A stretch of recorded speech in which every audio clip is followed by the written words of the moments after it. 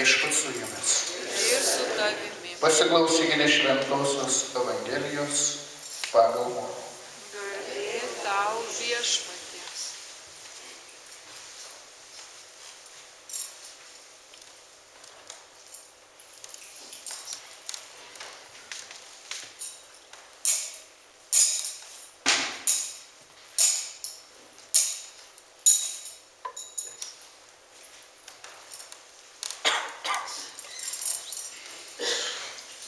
Kafarnaume šeštadienį nuėjęs į sinagogą, Jėzus pradėjo mokyti.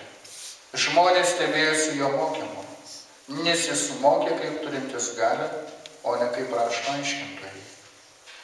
Jų sinagogoje tada buvo netyrosios dvasios apsėstas žmogus.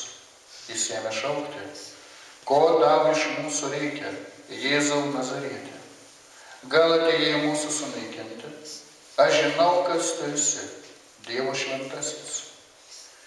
Jėzus sudraudė jį: nutilk ir išeik iš jo. Tuomet netyroji dvasia pradėjo jį tąsyti ir baisiai šaukdama išėjo iš jo.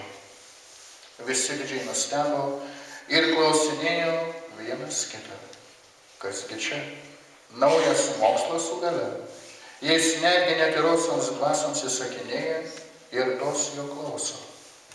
Gandas apie jį greitai pasklido po visą Galilėjos šalį. Girdėjote Viešpaties žodį. Šlovė tau, Kristau.